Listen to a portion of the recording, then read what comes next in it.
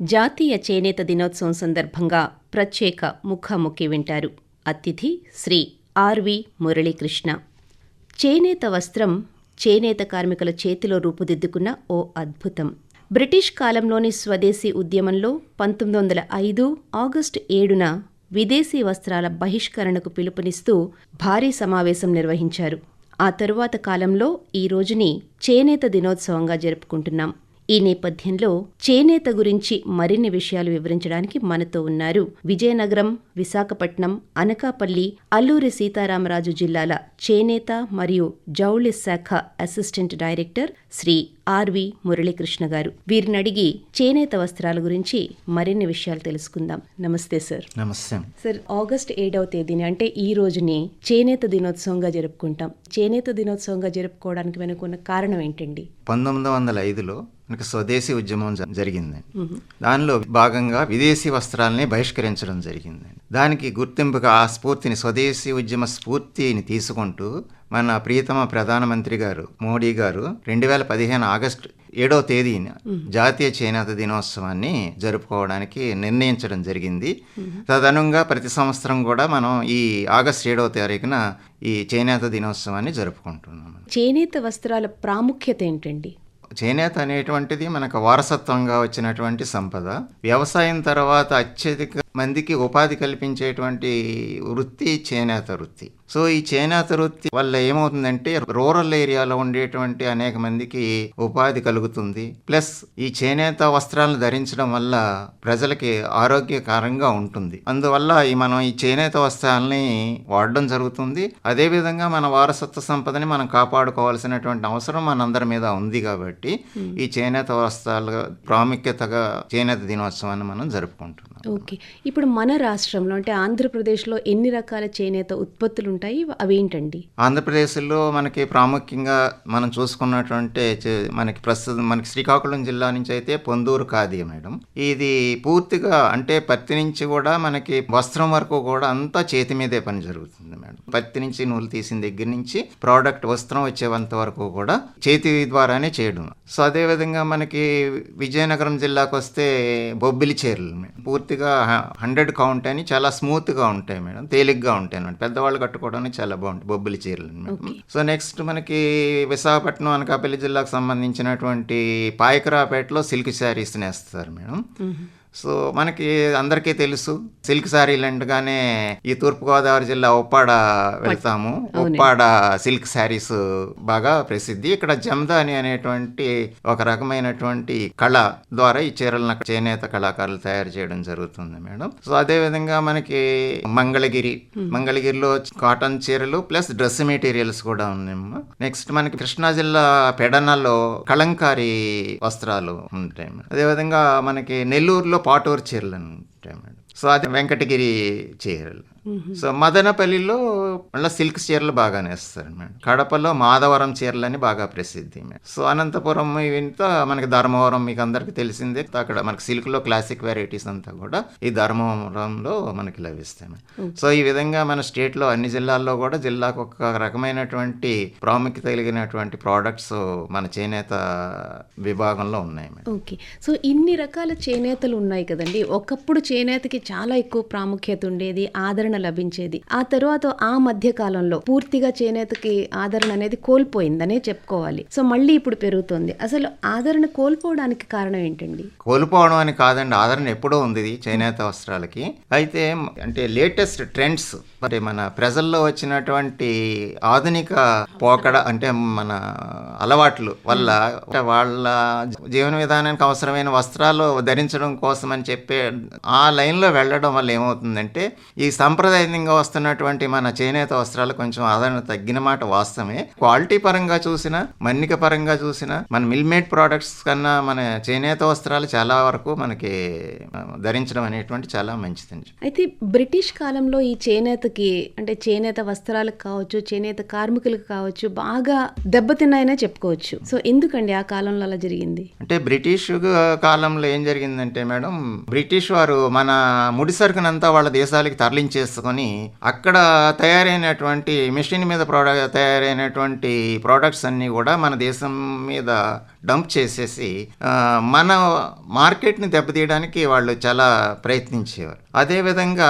అంటే ఈ చేనేత వస్త్రాలు కానీ చేనేత కళాకారులు కానీ మన కళలకు కానీ వాళ్ళంత ప్రాముఖ్యతనివ్వకుండా దీన్ని మార్కెటింగ్ వ్యవస్థని కూడా దెబ్బతీయడానికి అంటే మార్కెటింగ్ వ్యవస్థను కూడా సరిగ్గా ప్రోత్సహించకుండా దాన్ని దెబ్బతీయడానికి కూడా వాళ్ళు కొంచెం ప్రయత్నాలు చేయడం వల్ల ఈ బ్రిటిష్ కాలంలో మనకు కొంచెం మన చేనేత వస్త్ర పరిశ్రమ కొంచెం డిగ్రేడ్ అయ్యింది. స్వదేశీ ఉద్యమం అనేటువంటి స్టార్ట్ చేసి మొత్తం అన్ని రకాలైనటువంటి విదేశీ వస్తువుల్ని బహిష్కరించడం జరిగింది. ఈ విదేశీ వస్తువులన్నింటినీ కూడా పోగులుగా వేసి తగలబెట్టి తెలియచేయడం జరిగింది.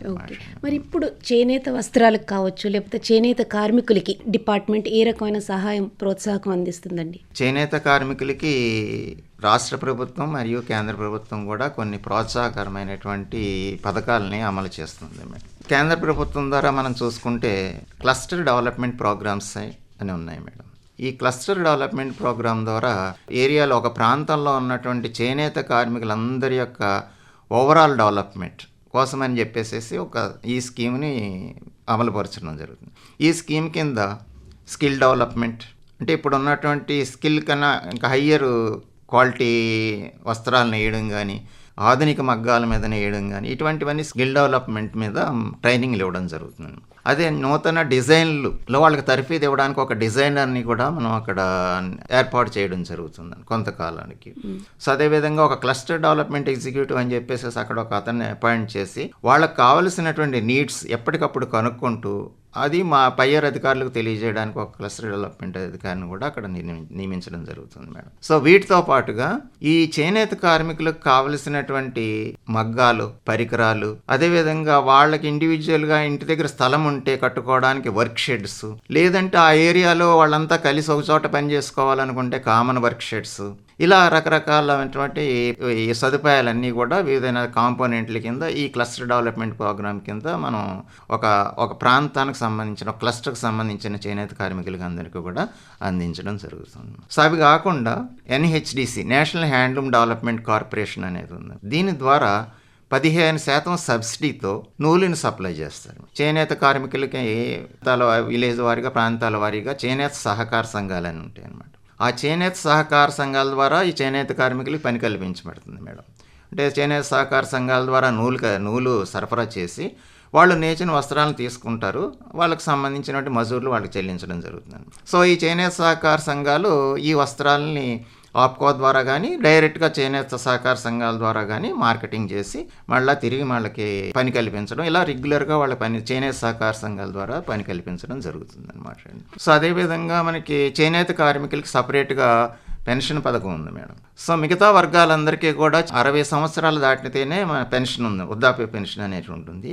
కానీ చేనేత కార్మికులకు మాత్రం 50 సంవత్సరాల నుంచే మనం చేనేత పెన్షన్ అనేటువంటిది ఇవ్వడం జరుగుతుంది అన్నమాట. ఇప్పుడు ప్రస్తుతం 50 ఏళ్ళు దాటిన ఎలిజిబిలిటీ ఉన్న ప్రతి చేనేత కార్మికుడికి కూడా 4,000 రూపాయలు చొప్పున ఇప్పుడు వాళ్ళకి ప్రతి నెలలో పెన్షన్ అందిస్తున్నారు మేడం. ఇది మన రాష్ట్ర ప్రభుత్వం ద్వారా జరుగుతుంది మేడం. ఇవి కాకుండా కొన్ని స్కీములు ఉన్నాయి మేడం. అవి అంటే ఇప్పుడు ఎన్హెచ్డిసి ఇచ్చే సబ్సిడీ కాకుండా ఈ గవర్నమెంట్ తరపున నూలులో సబ్సిడీ ఇస్తారు మేడం. అదేవిధంగా కొన్ని సందర్భాల్లో చేనేత వస్త్రాల అమ్మకాల మీద రిబేట్ ఇవ్వడం, లేదా మార్కెటింగ్ ఇన్సెంటివ్, ఈ విధమైనటువంటి కొన్ని స్కీమ్స్ ప్రభుత్వం కల్పించుతాం. సో ఈ విధంగా ఓవరాల్గా చేనేత కార్మికులందరికీ కూడా డెవలప్మెంట్ కోసం అనేటువంటిది వాళ్ళ వృత్తిని అంటే మన సాంప్రదాయమైనటువంటి ఈ కళను కాపాడాలనే ఉద్దేశంతో ప్రభుత్వం అనేక పథకాల ద్వారా ప్రోత్సాహం కలిగిస్తుంది. సార్, ఇన్ని పథకాలు ఇన్ని చర్యలు తీసుకున్నాక ప్రస్తుతం మార్కెట్లో చేనేతకి డిమాండ్ ఎలా ఉందండి? చేనేతకి డిమాండ్ ఉంది మేడం. అయితే డిమాండ్కి కొన్ని రకాలైనటువంటి వస్త్రాలు మనం టెక్నికల్గా అంటే స్కిల్ డెవలప్ చేసుకొని నేస్తే మాత్రం చేనేత వస్త్రాలకి పూర్తిగా ఆదరణ ఉంది మేడం. ప్రజల్లో కూడా ఇప్పుడు చేనేత వస్త్రాల మీద అవగాహన కలుగుతుంది. వీటి యొక్క డ్యూరబిలిటీ విషయంలో కానీ పరంగా వీటి యొక్క ఉపయోగం వలన కానీ చేనేత వస్త్రాలు ఆ వస్త్రం కొంచెం స్మూత్గా గుల్లగా ఉంటుంది మేడం. సో దానివల్ల మన శరీర ఉష్ణోగ్రతని అది బ్యాలెన్స్ చేస్తుంది. అదే మన మెషిన్స్ మీద తయారైనటువంటి బట్ట కానీ ఈ సింథటిక్ వస్త్రాలు కానీ ధరించడం వల్ల బాడీ యొక్క ఉష్ణోగ్రతను అవి బ్యాలెన్స్ చేయలేవు. ఒక్క మన చేనేత వస్త్రాలు అయితేనే ఈ విధమైన మనకు ఆరోగ్యపరంగా కూడా చాలా ఇంపార్టెంట్. ఇవి ఒక రకంగా ఎకో ఫ్రెండ్లీ వస్త్రాలు అన్నమాట. రంగులు కానీ అవి కూడా నేచురల్ నుంచి మ్యాక్సిమం వాడుతూ ఉంటారు మేడం. సింథటిక్ అయినా కానీ కొంచెం క్వాలిటేటివ్గా వాడి తయారు చేయడం వల్ల ఆరోగ్యపరంగా చేనేత వస్త్రాలు ధరించడం అనేటువంటిది చాలా మంచిది. ఓకే. సో ఇప్పుడు ఎగ్జిబిషన్స్ పెడుతూ ఉంటారు కదా సార్, చేనేత కార్మికులకి అవి ఎంతవరకు ఉపయోగపడుతుందండి? మరి అది చేనేత కార్మికులకి మార్కెటింగ్ సదుపాయం కల్పించడమే కదా మేడం ఎగ్జిబిషన్ అంటే. ఒక చోట మనం ఒక సిటీలో ఒక ఎగ్జిబిషన్ 15 రోజులు ఎగ్జిబిషన్ కండక్ట్ చేస్తున్నామంటే ఆ ఎగ్జిబిషన్కి మన రాష్ట్రంలో ఉన్నటువంటి అన్ని రకాల చేనేత సొసైటీల నుంచి కూడా తీసుకొచ్చి అమ్మడం జరుగుతుంది మేడం. సో అమ్మకాలు జరిగిందంటే ఎంత అమ్మకం జరిగితే ఆ సొసైటీకి అంత వర్కింగ్ క్యాపిటల్ పెరుగుతుంది. ఓకే. సో దానివల్ల మళ్ళీ ఇంకా చేనేత కార్మికులకి తిరిగి కంటిన్యూస్గా పని కల్పించడానికి అవకాశం కలుగుతుంది. సో ఎగ్జిబిషన్స్ యొక్క మెయిన్ ఉద్దేశం కూడా ఈ చేనేత కార్మికులకి తగిన మార్కెటింగ్ సదుపాయం కల్పించడం. ఎందుకంటే చేనేత కార్మికులు వాళ్ళంతటా వాళ్ళు డైరెక్ట్గా సేల్స్ చేసుకోవడం అనేది చాలా తక్కువ, అంటే అవకాశం తక్కువ. అందువల్ల ఈ ప్రభుత్వం కల్పించేటువంటి ఈ సదుపాయాన్ని సో ఎగ్జిబిషన్స్ పెట్టినప్పుడు ఆ ఎగ్జిబిషన్కి కావాల్సినటువంటి మొత్తం ఖర్చు కూడా ప్రభుత్వమే భరిస్తుంది మేడం. జస్ట్ ఏంటంటే ఆ సొసైటీ వాళ్ళు తమ బట్టలను తెచ్చుకొని అక్కడ మార్కెట్ చేసుకొని వాళ్ళు వెళ్ళిపోతారు మేడం. చేనేత వస్త్రాలను మనం ప్రోత్సహించాలి, వాటి వాడకాన్ని పెంచాలి అనే ఉద్దేశంతో కలెక్టర్ కార్యాలయంలోకి వచ్చే ప్రతి సిబ్బంది కూడా వారానికి ఒక రోజు చేనేత వస్త్రాలు ధరించి వద్దాము, దీని ద్వారా చేనేతని పెంపొందించిన వాళ్ళం అవుతాము అన్నారు. దీని గురించి మీరు ఇది ఉద్యోగస్తులు చేనేత వస్త్రాలు ధరించాలనేటువంటిది ఇప్పుడే కాదు మేడం, కొన్ని సంవత్సరాలుగా కూడా ప్రతి జిల్లాలో కూడా ప్రతి జిల్లా కలెక్టర్ల ద్వారా అందరు ఉద్యోగస్తులకి కూడా వారంలో ఒక రోజు, ఒక సోమవారం కానీ శనివారం కానీ ఏదో ఒక రోజు ధరించాలనేటువంటి అన్ని జిల్లాల్లో కూడా ఇది ఉంది మేడం, జరుగుతూ ఉంది. కలెక్టర్లు మారినప్పుడల్లా కూడా ఒక్కొక్కసారి మళ్ళీ ఈ విధంగా ఉద్యోగస్తులకు తెలియపరుస్తూ లెటర్స్ ఇప్పించడం జరుగుతూ ఉంటుంది. సార్ అసలు మామూలుగా జిఐ ట్యాగ్ అంటూ కొన్ని వస్తువులకి ఇస్తూ ఉంటారు కదండి, అలాగే జిఐ ట్యాగ్ అంటే ఏంటి, మన ఆంధ్రప్రదేశ్లో ఏ ఉత్పత్తులకి జిఐ ట్యాగ్ లభించింది, అసలు జిఐ ట్యాగ్ లభించడం వల్ల ఎటువంటి ప్రయోజనం కలుగుతుందండి? అంటే ఈ జిఐ ట్యాగ్ అనేటువంటిది ఆ పర్టికులర్ ప్రోడక్ట్కి ఒక యూనిక్ ఐడెంటిటీ ఇస్తుంది మేడం. సో ప్లస్ అదేంటంటే అది ఎక్కడ తయారవుందంటే ఏరియా కూడా ఫిక్స్ అయిపోతుంది మేడం. సో దీనివల్ల ఆ యూనిక్ ఐడెంటిటీ ఉండడం వల్ల దానికి గుర్తింపు వస్తుంది. దీనివల్ల ఏంటంటే డూప్లికేట్ తయారవకుండా ఉంటుంది. సో అదేవిధంగా ఇంకా ఇమిటేషన్ నుంచి కూడా వీటి నుంచి కూడా మనం కాపాడుకోగలుగుతాము. జిఐ ట్యాగ్ ఉండడం వల్ల కూడా అంటే ఎవరైతే కస్టమర్స్ ఉంటారో వాళ్ళకు కూడా నమ్మకం, ఇది ప్యూర్ హ్యాండ్లూమ్ ప్రోడక్ట్ అనేటువంటి ఒక నమ్మకం అయితే కలుగుతూ ఉంటుంది మేడం. ఏ ఉత్పత్తులు కండి ప్రస్తుతం మనకి ఆంధ్రప్రదేశ్లో ఏమైనా ఈ ఖాదీ చేనేత వీటికి ఏమైనా జిఐ ట్యాగ్ లభించింది? జిఐ ట్యాగ్ మనకి పాడ జమదాని చీరకి ఉంది మేడం, వెంకటగిరి శారీకి ఉంది, ధర్మవరం శారీకి కూడా ఉంది మేడం, అలా మంగళగిరి చేనేత వస్త్రాలు వీటన్నిటికీ కూడా జిఐ ట్యాగ్ ఉంది మేడం. ఓకే. అలాగే కొన్ని వస్త్రాలు కూడా ఒక 8 రకాలకి జిఐ ట్యాగ్ ప్రపోజల్లో ఉంది మేడం, వాటిలో పొందూరు కూడా. ప్రజల్లో చేనేత వాడకాన్ని పెంచడానికి, చేనేత కార్మికులు మనం చేయూతనిద్దాము అనే ఉద్దేశాన్ని పెంచడానికి ఎటువంటి కార్యక్రమాలు చేపడితే బాగుంటుంది, మీ డిపార్ట్మెంట్ ఏవేవి చేపడుతుందండి? ఈ చేనేత వస్త్రాలకి ప్రభుత్వం అన్ని మార్గాల్లో కూడా సహాయం కల్పిస్తుంది. వాటి ట్రైనింగ్ ఇవ్వడం వల్ల ఈ ట్రెడిషనల్ వెరైటీ నుంచి ప్రజల యొక్క ఆకాంక్షకి, ప్రజల యొక్క టేస్ట్ రుచికి అనుగుణంగా కూడా ఈ వస్త్రాలను తయారు చేయడానికి కావాల్సినటువంటి స్కిల్ డెవలప్మెంట్ని ప్రభుత్వం కల్పించడం జరుగుతుంది మేడం. అదేవిధంగా వాళ్ళకి నేసినటువంటి వస్త్రాలకు మార్కెటింగ్ సదుపాయాల కోసం వివిధ ప్లేసుల్లో రాష్ట్రం మరియు జాతీయంలోని వేరు సిటీస్లో వేరే చోట్ల కూడా వస్త్ర ప్రదర్శన రూపంలో గవర్నమెంట్ స్థానం కల్పించి వారి మార్కెటింగ్ సదుపాయం కల్పిస్తుంది. అదేవిధంగా మన గవర్నమెంట్ ఆఫ్ ఇండియా నుంచి వీవర్ సర్వీస్ సెంటర్ అని విజయవాడలో ఉంది మన స్టేట్లోని, వాళ్ళు దీనికి సంబంధించినటువంటి అన్ని ఈ కార్యక్రమాలు అంటే అవగాహన సదస్సులు అవి కల్పించడం జరుగుతూ ఉంటుంది మేడం. మాకు ఉండేటువంటి స్టాఫ్ ద్వారా కూడా మేము అవగాహన సదస్సులు అవి కల్పించడం జరుగుతూ ఉంటుంది.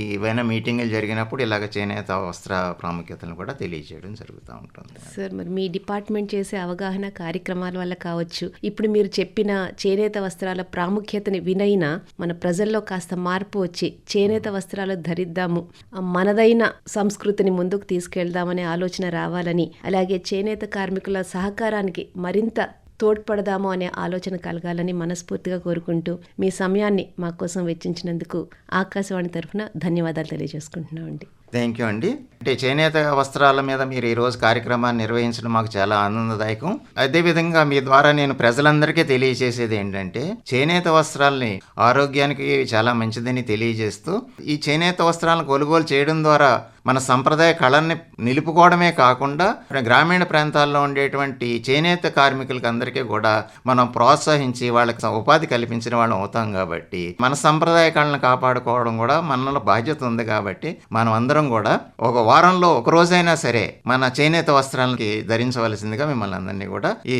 వేదిక ద్వారా మిమ్మల్ని అందరినీ కోరుతాం. తప్పకుండా సార్. నమస్తే అండి. నమస్తే. ఇంతవరకు జాతీయ చేనేత దినోత్సవం సందర్భంగా ప్రత్యేక ముఖాముఖి విన్నారు. అతిథి శ్రీ ఆర్వి మురళీకృష్ణ. సమర్పణ ప్రాంతీయ వార్తా విభాగం, ఆకాశవాణి విశాఖపట్నం కేంద్రం. వెలువడింది ఆకాశవాణి విజయవాడ కేంద్రం నుండి.